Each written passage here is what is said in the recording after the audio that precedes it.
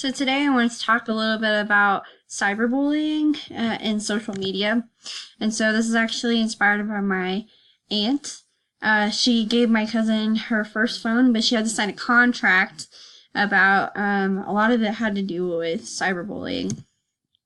And so I read an article off of childmind.org, and they talked to 14 to 24-year-olds, and they found out that a lot of different platforms of social media like Snapchat and Facebook cause increased feelings of depression, anxiety, poor body image, and loneliness. And so the definition of cyberbullying is the electronic posting of mean-spirited messages about a person, such as a student, often done anonymously. And that was the Merriam-Webster dictionary definition. And so another quote that I got off of childmind.org talked a lot about why people do cyberbullying. They also said that kids text all sorts of things that you would never in a million years contemplate saying to anyone's face. It almost gives them the confidence to say mean things. And cyberbullying is actually more common in girls than boys. So some statistics that I got off of the internet were over 25% of adolescents and teens have been bullied repeatedly through their cell phones or the internet, and most of them actually don't tell their parents, which I think is one of the biggest problems. The Hartford County Examiner reported similarly concerning cyberbullying statistics. Around half of teens have been the victims of cyberbullying, but only 1 in 10 will actually tell their parents.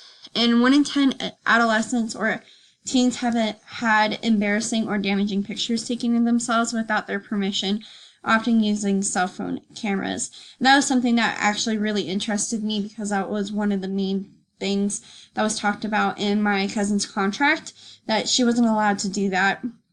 And if someone asked her to delete a picture, she had to do it. She would be able to post it. Otherwise, there would be consequences. So what's something that we should do? I think we need to talk to our teens, and because it even happens here on campus, about cyberbullying and why it's wrong and how it can have serious consequences. A lot of the time, you can actually do jail time now for really bad cyberbullying, and that teens should also keep cyberbullying messages as proof if anything happens, and they should talk to their parents. And I think this is something that the parents really need to talk about and teachers really need to talk about, because it's obviously a really big issue that we've been having. Also,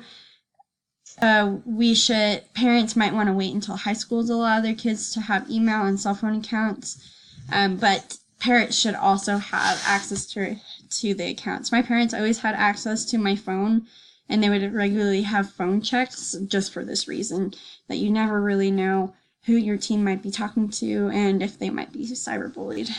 Thank you.